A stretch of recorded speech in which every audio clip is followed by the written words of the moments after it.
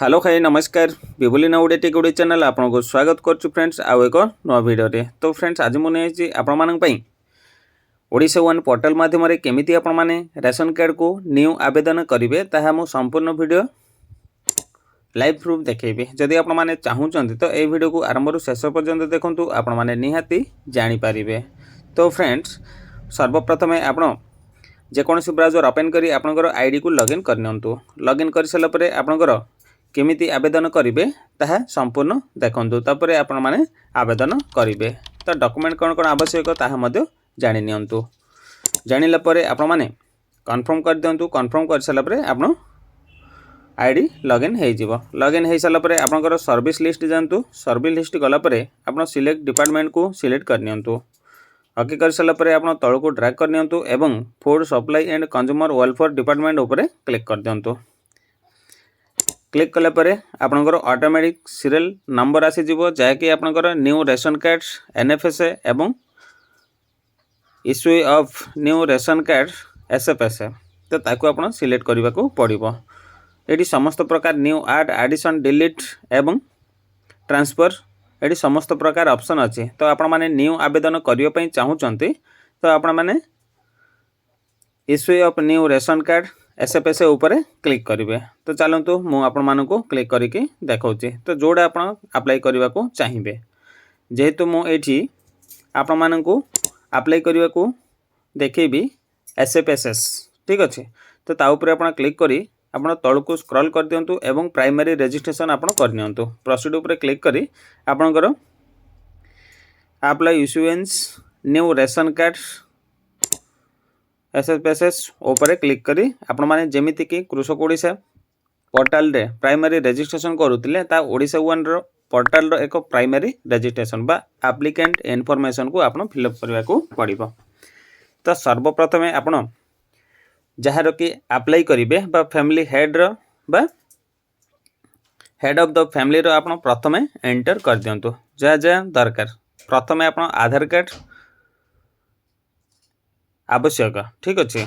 तो तार प्रथम आपण नेम एंटर कर दियंतु आधार बेस्ड जहाँकि आधार रे जहाँ ना थिबो ठीक अच्छे। तो ना दे आपण माने मोबाइल नंबर दे दियंतु। मोबाइल नंबर दे सारा परे तांकर ईमेल आईडी जदी अछि आपण देई परिबे। जदी आपण माने चाहूचंती तो गोटी मिनिट रे आपण माने ईमेल आईडी मध्य क्रिएट करि परिबे जहाँकि मो चैनल रे मु देइछि। जदि आपण माने चाहिबे हाउ टू ईमेल आईडी बिबुलिना ओडिया टेक जदि मारिबे ताहेले आपनकर ईमेल आईडी केमती आपण माने क्रिएट करिवे ताहा भी आसी जिवो। जदि आपण माने तो जानिथिबे जदि जानिचंती निजे मध्य आपण माने क्लिक करिवे कोनसी असुविधा नाही। तो मोबाइल नंबर मध्य एंटर कर दियंतु जे कि चाहूचंती आपण रेशन कार्ड रे लिंक करिवा पई ठीक अछि। एवं ईमेल आईडी मध्य आपण एंटर कर दियंतु। ईमेल आईडी एंटर कर सला परे आपण जेंडर मेल फीमेल आपण सिलेक्ट कर देबे ठीक अच्छे। तापर तले देइछि प्रोसीड प्रोसीड ऊपर क्लिक कर देबे। जेमिति आपण प्रोसीड ऊपर क्लिक करचंती तो आपनकर फॉर्मेटटी बा एप्लिकेशन फॉर्मटी ओपन हो जिवो। तो आपण माने देखि पारुथबे प्रथम देइछि रिटर्न टू ओडिशा वन ठीक अच्छे। तो ताहारी ऊपर को बैक आसीबा को पड़िबो। प्रथम आसिला new for apply for new ration card under SFSS ठीक अच्छे। तो प्रेजेंट रेसिडेंशियल एड्रेस आपण फिलअप करबा को पड़िबो जेमिति कि डिस्ट्रिक्ट ब्लॉक जीपी एवं विलेज एंटर कर साला परे आपण को एक घर बारी पट्टा आवश्यक हबो तार प्लॉट नंबर देबा को पड़िबो। प्रथमे आपण को आवश्यक हेतिला आधार एवं द्वितीय रे आवश्यक होउची देखंतु घर बारी पट्टा जाकि आरओआर तार प्लॉट नंबर आपण देई परिबे एवं पिन नंबर एंटर कर देबे। पिन नंबर एंटर कर साला परे आपण तळ को स्क्रॉल कर नेबे। स्क्रॉल कर साला परे एडी बेनिफिशियरी डिटेल्स जो मानकर बेनिफिशियरी बा मेंबर लिस्ट आपण एडी मेंबर को जॉइन करिया को पड़िबो। तो प्रथमे आपण फुल नेम देबे। तो प्रथमे फुल नेम रे आपण इंग्लिश रे लिखिबा को पड़िबो। एडी डबल डबल लिखिबा को देइछि। प्रथमे आपण नाम लिखि देबे इंग्लिश रे एवं तार जेंडर मेल फीमेल सिलेक्ट कर नेबे। सिलेक्ट कर साला परे आपण डेट ऑफ बर्थ जाकि से फास्ट देइछि मंथ एडी आपण भूल करिवेनी डे मंथ ईयर करिवेनी एडी देइछि से मंथ डे ईयर ठीक अच्छे। तो उल्टा आपन को लिखा को पड़ो एवं एडी सिलेक्ट करने को पड़ो से किए तार रिलेशन कौन जी अप्लाई कर रिलेशन कौन। तो ये आप प्रथमे दौरान हेड फैमिली ऑफ हेड जी तार हेड देदेवे हेड देला पर एपिक नंबर हूँ कौन भोटर आईडी नंबर टी आप इनपुट करदे जैकि आपंकर भोटर आईडी नंबर थी ठीक अच्छे। तो थर्ड पॉइंट है देखो डॉक्यूमेंट हूँ कौन भोटर आईडी प्रथम थिला आधार कार्ड एवं पट्टा ROR जमी पट्टा जोड़ा कि ठीक अच्छे एवं भोटर आईडी 3 नंबर हूँ भोटर आईडी आप डॉक्यूमेंट को मन रखा पड़ो आवश्यक जहाँ जहाँ हो तो आप नोट करें एवं आसला आधार एनरोलमेंट नंबर तो ता पूर्व आप एंटर करने को पड़ो आधार कार्ड ठीक अच्छे आधार नंबर को आप एंटर कर दिंतु जदि आपंकर आधार कार्ड नहीं तो जदि आपंकर नुआरे उठे ताहले आपंकर एनरोलमेंट नंबर थी ठीक अच्छे आधार नंबर क्रिएट हो नथिबो ताहले एनरोलमेंट नंबर दे पारिबे एवं आसिला फादर्स नेम ठीक अच्छे फादर्स नेम एंटर करेंगे फादर्स नेम एंटर कर सारा पर आसिला स्पाउस ठीक अच्छे फादर नेम एंटर कर सारा पर स्पाउस जदि आप बाहर ताहले स्वामी स्त्री जदि स्वामी अप्लाई कर स्त्री ना लिखे स्त्री अप्लाई कर स्वामी ना लिखे ठीक अच्छे लिखि सारा पर आसिला स्पेशल कैटेगरी जदि आपंकर कौन सी कारण आधार कार्ड नहीं कौन सी रोग पीड़ित अच्छा ताहले ये ऑप्शन देती तो पीड़ित जहाँ भी देती से ठीक अच्छे देखो लेफर्सी केस हाविंग नो आधार कार्ड एमती से विभिन्न प्रकार से माने आधार कार्ड उठे पारि न था से केस रे आप सिलेक्ट करदे कौ रोग आप आधार कार्ड उठे पारना एमती भी अच्छा आज पर्यंत आधार कार्ड तांकर हो पारि न जेहेतु तांकर फिंगरप्रिंट नबनी तो आधार कार्ड हो पार ना से केस रे आप ये सिलेक्ट करेंगे ठीक अच्छे। तापर देखु आसला इंग्लीश रे आप लिखिदेले लिखला पर तले देती देखु ओडिया तो मुझे आपको करके देखा केमी आप ओडिया टाइप करेंगे ये ठीक अच्छे। तो मुझे आप्लिकेंटर ना लिखिदेली ना लिखि सारापर ये देखो तले देती इन ओडिया तो ओडिया आप केमी टाइप करेंगे तो ये आप टाइप करेंगे ना जेहेतु आपको प्लस टैब जाइए आपण मैंने input tool Google input tool आप एंटर करेंगे गूगल रे URL बॉक्स रे एवं टाइप कर सारा पर आपको एमती एक ऑप्शन आसीबो try Google input tools online आसला पर एमती एक बॉक्स आपको ओपन हम सीटी आप जहाँ इंग्लिश लिखे ताहा ओडिया रे कन्वर्ट हो तो देखो मुझे करके देखा जदि आप जार ना लिखापी चाहते तो देखो मुझे गोटे कस्टमर ना लिखिदेली इंग्लिश लिखिली तले देती ओडिया जोटा आप ठीक से मैंने सिलेक्ट करने सिलेक्ट कर सारा पर कौन करेंगे तो देखो यहाँ भूल हो जाइए आउ थे करेक्शन करदे ठीक अच्छे। तो देखो रणा रणा आप लिखे लिखि सारा पर आप जोटा ठीक ताको आप सिलेक्ट करदे सिलेक्ट कर सारा पर या टोटाल सिलेक्ट करदे एवं कॉपी करदे कॉपी कलापर पुणी आप से एप्लिकेशन फॉर्म को जीवे फॉर्म गलापर से बॉक्स उपर क्लिक करी आप ऑप्शन मारी पेस्ट करदे ऑटोमेटिक आपंकर ओडियाटी आसीगला।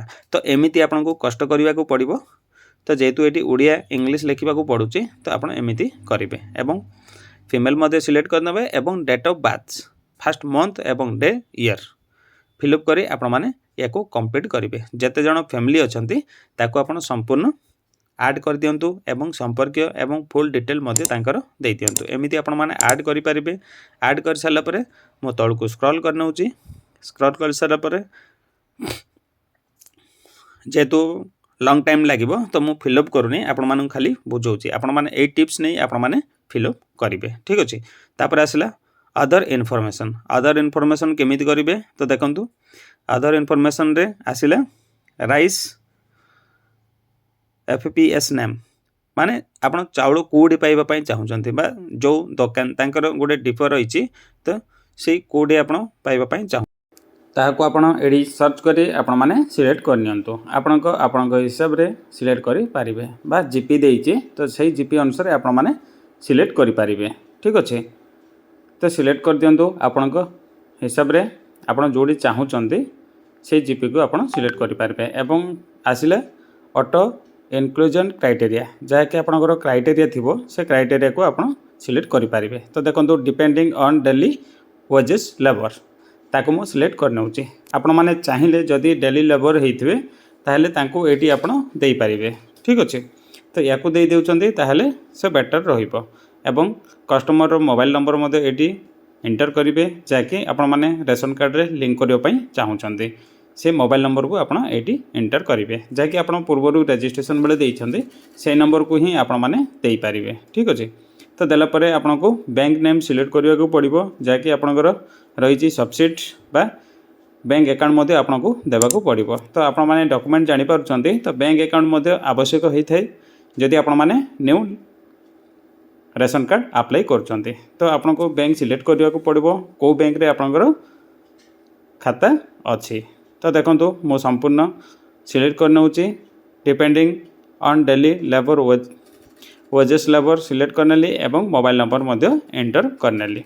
ठीक अच्छे तो एंटर कर सारापर आप बैंक डिटेल देवाक पड़ो। तो जो बैंक रे खाता अच्छी आपंकर से बैंक को आप सिलेक्ट करने को पड़ो स्टेट बैंक बा जेकोसी बैंक जदि आपंकर खाता अच्छी तो आप बैंक को आप सिलेक्ट करने को पड़ो।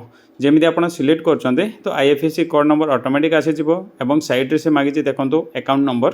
तो अकाउंट नंबर टी आपको इनपुट करने को पड़ो। अकाउंट नंबर इनपुट कर सारापर तले देती देखो अकाउंट होल्डर नेम। तो आप जेहेतु उपरे ऐड कर तो अकाउंट होल्डर को आपड़ ये शो कर जिते जनकर आप ऐड करेंगे तो टोटाल आपंकर शो कर गोटे गोटाए ना को सिलेक्ट करेंगे। सिलेक्ट कर सारापर पुणी आप return to Odisha one portal को आपण मैंने आसवाक पड़ो। तो ताहारी ऊपर आप क्लिक कलापर आपंकर पेमेंट ऑप्शन टी आसो जहाँकि आपण मैंने देखिपे एक पॉपअप बॉक्स आसी जाइए पेमेंट रो ऑप्शन पे। तो ये आपण मैंने पेमेंट करेंगे जमीती कि आपण मैंने सबकि पेमेंट कर ओडिशा वन पोर्टाल जिते आप कृषक ओडिशा पोर्टाल रजिस्ट्रेशन करुले तो पेमेंट आप केमी करुले से टाइप या मैंने पेमेंट करने को पड़ी था।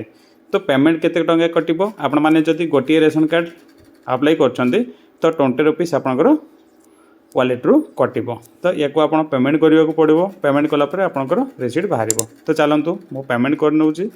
पेमेंट कर सारा पर पेमेंट ऊपर क्लिक कलापर आपनको एमती एक आसो पेमेंट ऑप्शन। तो पेमेंट ऑप्शन ऊपर पे ऊपर आप क्लिक कर दिंतु जमी आप पे ऊपर क्लिक कर तो आपनकर डायरेक्ट वॉलेट रिडायरेक्ट आसीज। आसला आप ट्रांजेक्शन पासवर्ड मारी आपण मैंने एंटर करेंगे। जेहेतु मोर बैलेंस नहीं तो इनसफिशिएंट फंड लिखुची तो मु वॉलेट को रिचार्ज कलापर मु पेमेंट करी। तो चलतु मु आपण मानक कंप्लीट करके देखौची। देखंतु मो पेमेंटा सक्सेसफुल हो जाइए लिखुची से your application has been submitted successful. ठीक अच्छे तो या को आप कंटिन्यू उपर क्लिक करें आपण मैंने रिसीट को जापारे बा कंटिन्यू कर दिंतु। तो चलतु मु कंटिन्यू उपर क्लिक करने क्लिक कलापर पुणी थे आप रिसीट को केमी बाहर करेंगे। तो देखो पुणी थे आप सिलेक्ट डिपार्टमेंट जी डिपार्टमेंट गलापर पुणी आसो आपंकर food supply and consumer welfare department को गलापर आप न्यू रेशन कार्ड को जीवे। न्यू रेशन कार्ड गलापर आप पुणी प्रोसीड करेंगे। प्रोसीड कलापर से सेम ऑप्शन ट्रांजेक्शन हिस्ट्री को जाई आप सर्च उपर क्लिक करदे। जमी आप सर्च उपर क्लिक कर तो प्रथम ऑप्शन रे ही आपंकर जैके रिसेंटली आप ऑनलाइन करछन्ते तो रिसीट उपर क्लिक करी आप रिसीट को प्रिंट आउट काढ़ी पारिबे। तो फ्रेंड्स आशा करछि आप ए वीडियो को आरंभ रु शेष पर्यंत देखिथिबे ताहेले आपनको निहाती वीडियोटी भल लागितो। जदि आपनको वीडियोटी भल लागिछि ताहेले आपण वीडियो को लाइक दियंतु एवं कमेंट सेक्शन रे लिखि जणांतु जे वीडियो केमिति आपनको लागिला। तो फ्रेंड जदि आपंकर बुझे कौन असुविधा अच्छी तो कमेंट सेक्शन में आप लिखि जनातु आम निहाती आपको रिप्लाई देवु। जदि आपमती हेल्पफुल कंटेंट देखा चाहूँगी ताहले आम चैनल को सब्सक्राइब कर पाखरे थिबा बेल आइकन रे दबाई ऑल उपर क्लिक कर दिंतु जहाँफल कि आपने जब भी आम हेल्पफुल कंटेंट अपलोड करूँ तो आपको सर्वप्रथम नोटिफिकेशन आसीजिव से नोटिफिकेशन साहाय्य आप आम वीडियो को देखिपारे। तो फ्रेंड्स वीडियो को मुझे एंड करुँची रखुची। जय जगन्नाथ। देखा नेक्स्ट वीडियो रे। Bye bye Tata.